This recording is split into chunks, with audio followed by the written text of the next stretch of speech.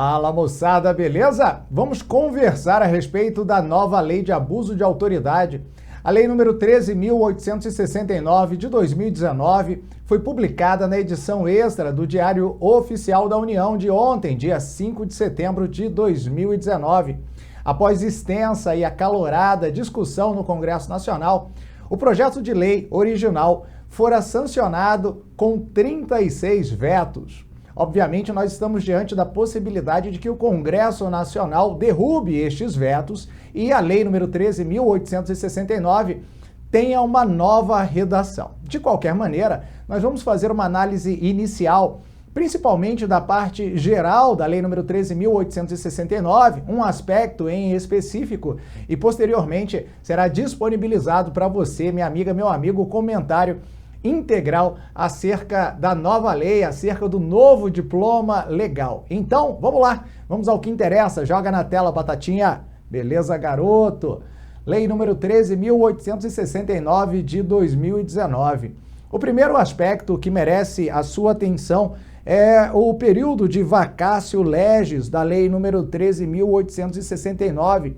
São 120 dias. 120 dias reservados para que os agentes do Estado e para que a sociedade organizada, de um modo geral, possa se adequar aos novos ditames, ao novo regramento que passa a conceituar o que é crime de abuso de autoridade a partir da tipificação específica das condutas em substituição ao diploma legal que vigia até o dia 4, ainda vige, né? Vai viger até o final do período de vacatio legis, mas que tinha a sua origem na lei número 4898 de 1965. Então, ela, por algum tempo, ainda pelo período de 6 meses, ainda terá vigência, mas é justamente aquele período de transição de adaptação. O fato é que agora eu quero conversar com você a respeito de dois aspectos interessantes que foram trazidos com a edição da nova lei de abuso de autoridade. O primeiro deles é o chamado crime de hermenêutica. Vem cá comigo na Batatinha. E o segundo guarda relação com a ação penal no crime previsto na nova lei de abuso de autoridade. Na realidade, nos crimes previstos na nova lei de abuso de autoridade. Então, vai lá, joga na tela. Muito bem. Vamos começar falando sobre o crime de hermenêutica. De um modo geral, o crime de hermenêutica pode ser conceituado como a responsabilidade penal decorrente da interpretação realizada pelo operador do direito, que é diferenciada daquela realizada, por exemplo, por órgãos responsáveis pela correta uniformização da aplicação da legislação ordinária ou do Supremo Tribunal Federal. Seria, portanto, a responsabilização do juiz de direito, do promotor de justiça, do delegado de polícia, por aplicarem a norma em desconformidade com a interpretação que lidera o STJ ou o STF, por exemplo. Quando da discussão do projeto de lei, isso já gerara, obviamente, algum desconforto e o, salvo engano, então senador Roberto Requião apresentou emenda para que se alterasse a redação do projeto originalmente apresentado. E o que efetivamente passa a vigorar, ou vai passar a vigorar, após o período de vacatio legis, é a redação constante do artigo 1º, parágrafo 2º, da lei número 13.869. Vamos dar uma olhada. Joga na tela aí, Batatinha. Olha lá. Artigo 1º, parágrafo 2º.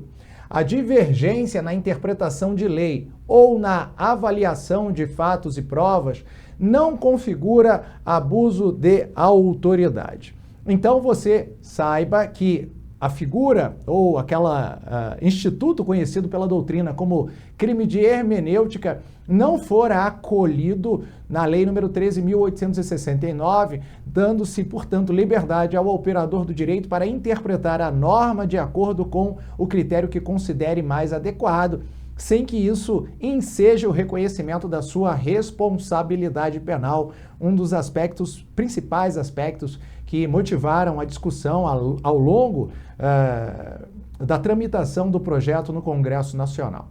Outro ponto importante que eu quero tratar com você agora é a respeito da ação penal nos crimes previstos na Lei nº 13.869, aquelas condutas identificadas como crimes de abuso de autoridade. Joga na tela aí, Batatinha. Beleza? Olha lá. O artigo 3º do projeto, eu estou me referindo ao projeto, tá bom? O artigo 3º do projeto, e não da Lei 13.869, trazia a seguinte redação: os crimes previstos nesta lei são de ação penal pública incondicionada. Parágrafo 1º. Será admitida ação privada se a ação penal pública não for intentada no prazo legal, cabendo ao Ministério Público aditar a queixa, repudiá-la e oferecer denúncia substitutiva, intervir em todos os termos do processo, fornecer elementos de prova, interpor recurso e, a todo tempo, no caso de negligência do querelante, retomar a ação como parte principal. Parágrafo 2º. A ação privada subsidiária será exercida no prazo de 6 meses, contado da data em que se esgotar o prazo para o oferecimento da denúncia.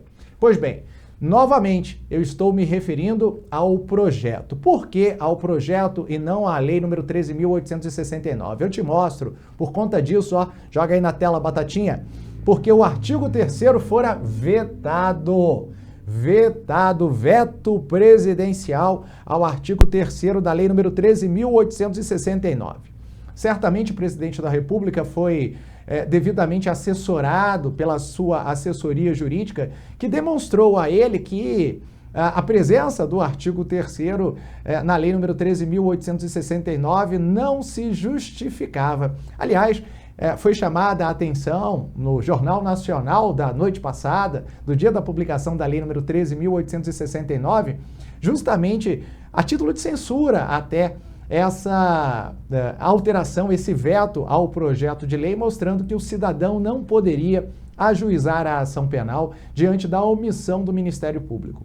No entanto, nós sabemos que, embora a lei de abuso de autoridade, a nova lei de abuso de autoridade, não traga regra específica para o ajuizamento da ação penal, nós estamos diante, na realidade, da aplicação, que não é aplicação subsidiária, passa a ser a aplicação principal, tanto do regramento constante do Código Penal, quanto do regramento constante do Código de Processo Penal. E eu explico. Joga na tela aí, Batatinha. Vem cá comigo.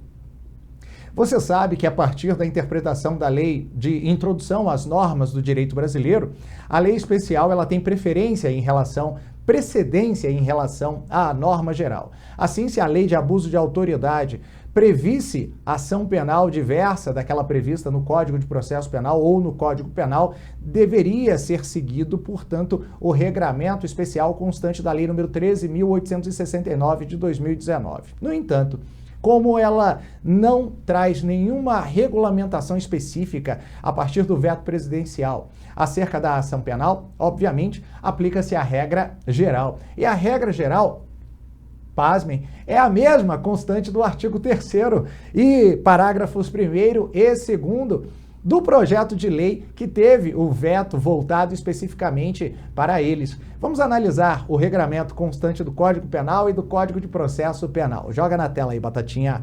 Olha lá.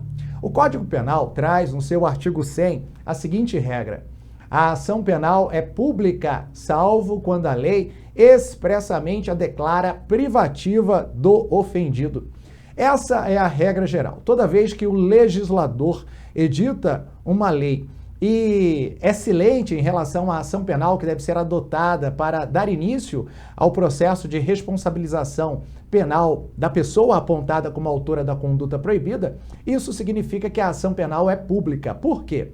Quando o legislador quer que a ação seja diferente da ação pública, ele de forma expressa vai se referir à ação penal privada da seguinte maneira: somente se procede mediante queixa. O mesmo em relação à ação penal pública condicionada, onde vai fazer alusão à representação, somente se procede mediante representação. Assim, o silêncio leva à dedução do intérprete, do operador do direito, silêncio quanto à ação penal, que o crime trata-se de crime de ação penal pública incondicionada. Alguma dúvida em relação aos crimes elencados na nova Lei 13.869?